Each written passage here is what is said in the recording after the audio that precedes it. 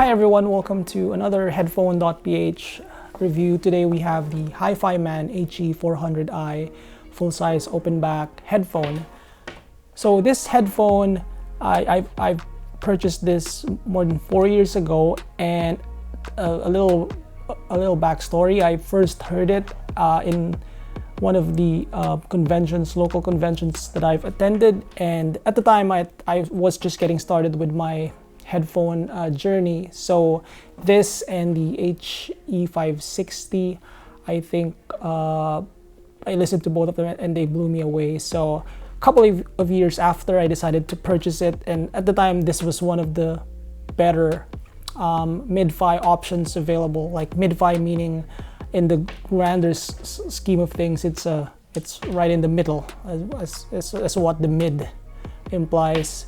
So as you can see, the headphone's pretty beat up because I've owned this for quite some time, and the interesting thing to eventually figure out is if this headphone is still a good mid-fi option today in 2020. So that's something we'll find out. So the build quality of this headphone is predominantly plastic. So the cups have a nice dense plastic, so it's not the cheap plastic, but the parts here are kind of cheap plastic. So you know, the fact that I've been using it for 4 years now, 4 years and counting, and the only issues are the flaking of the ear pads and the headbands, means that, you know, maybe this isn't as bad as how, you know, how it appears to be being made of plastic. I don't have the box now, but it's a nice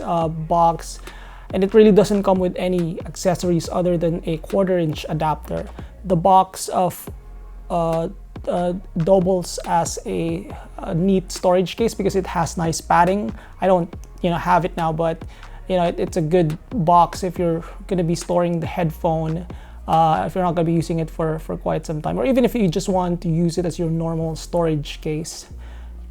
Both the headband and the ear pads are made of a mixture of velour, which is the soft part here, and synthetic leather, which is the outer part. So the outer synthetic leather is, you know, prone to flaking. As you can see, it's sort of like flaking here now. Velour is lint magnet, dust magnet, because of I guess how the material that it naturally is. So both materials are also present in this suspension headband. So as you can see, it's sort of like the old suspension headband type, where it sort of holds. This one sort of helps distribute the weight of the headphone on your ears. This is not I think this is a 400-gram headphone, so it's not like a heavy headphone. However, if you're coming from portables, that's something to consider, because this isn't as light as your average portable headphone, because this isn't a portable headphone by any means. There are multiple variants of this headphone. The original one that I've tried had a screw-on connector. This one that I have has a 2.5mm mono plug connector, and then after this they made it a 3.5mm mono plug connector, and finally there's the 2020 version, which I think also had a 3.5 connector, but it doesn't look the same as previous Hifiman models. It's a complete redo with your more traditional like headband and no suspension pad. But for the purpose of this review, just keep in mind I am reviewing the 2.5mm, the one that comes with 2.5mm connectors, and I have not heard others, maybe with the exception of the first one with the screw-on connector, but that's like 7 years ago, so it doesn't really hold, the opinion doesn't really hold much anymore. The comfort of this one is very good. As I said, it's not super heavy, and the weight distribution is very good. Wearing it, it kind of looks funky, obviously, but it has a big enough circumference in the pads that will hold your ear, that makes your ear go completely inside. The space between the pad and the driver is a little shallow, so your ears may touch that part. I didn't find it uncomfortable, but some of you may find it uncomfortable, so that's something to keep in mind.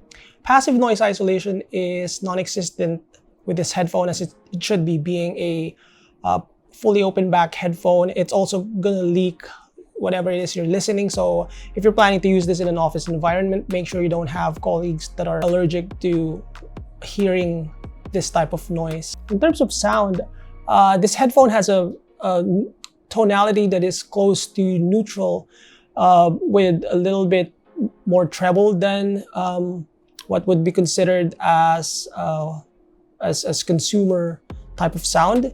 The bass is very flat. It rolls off around the sub bass area. There is some volume, but it's lower relative to the mid bass and upper bass, and there's absolutely no accentuation there whatsoever. So I can understand some people may find this bass shy in that regard, but I think the flatness of the bass integrates it well with the mid-range, where there is no, you don't feel the music is disjointed from that frequency moving up to the mid-range.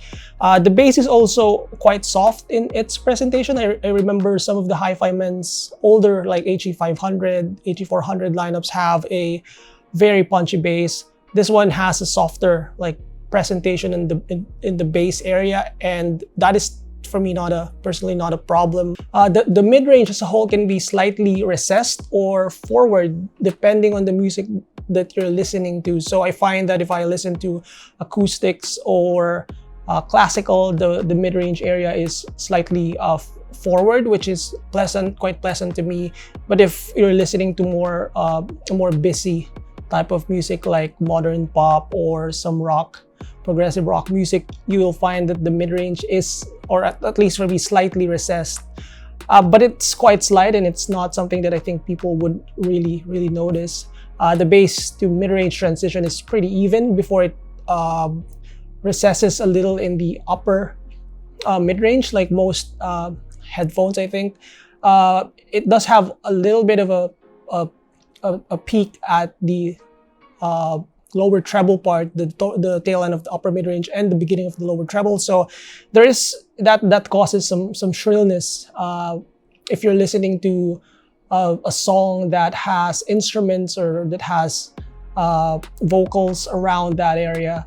There's another peak at I think 10 kilohertz, which sort of gives that little sibilance. It's not like unbearable, but as a whole, because the frequency is flat from the bass going to that area, it sort of stands out more than if, say, the bass has some accentuation. So if you're treble sensitive, I wouldn't call this like a razor sharp sounding headphone, but if you're treble sensitive, that's something you may want to keep in mind with the signature of this headphone. Soundstage is pretty good with this headphone. It has a good width.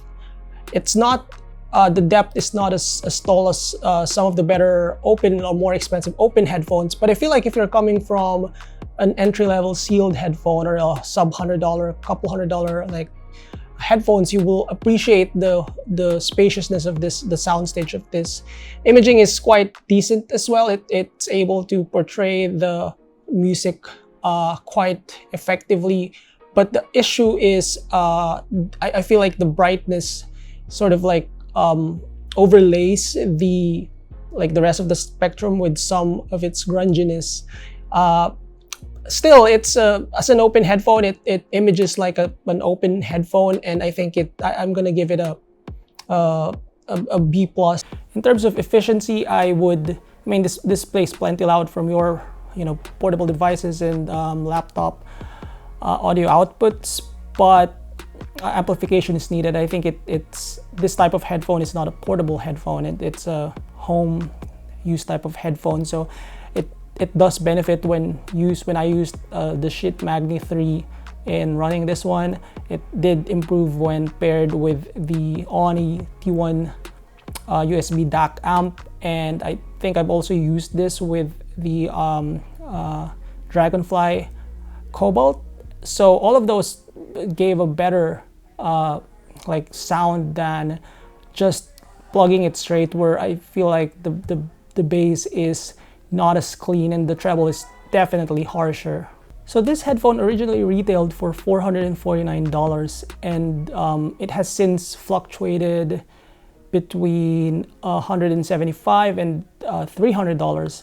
I think it's overpriced at $449 by now. There's just a lot of other better options. I can think of the Sennheiser HD590 to 650, the mass drop version of the 6XX. I think the DT880, DT1990 are both better buy than this, and even the Grados I would prefer over this one, just because it has a livelier sound and a more enjoyable listen with its like in-your-face type of signature. Now, if we consider it at its like average street price of $250, I think it becomes a decent option to take a look into. But again, I just feel like other options from the headphones that I mentioned ticks more boxes than this one. Maybe, you know, maybe it's the reason why this one never got close again to its original MSRP. It's because the headphone is not worth that price anymore. If you're still looking to take a look at to get this headphone, you can go check out Amazon. I think it's, like, last I checked, it retails for $230, which is not a bad price. And then you can also take a good look at the 2020 version, which is significantly cheaper at $170. Reading the reviews alone, I feel like that headphone is largely similar to this one. And if that's the case and you feel like this is a signature that you'd like, then I would rather have you go with the 2020 version of Hifiman HE400i instead, since that'll have the updated drivers, possibly better construction, and hopefully better overall sound. That's it for this review. Thumbs up if you like this video, subscribe for more headphone.ph video review, and visit headphone.ph for the text version of this review. I'll see you guys next time.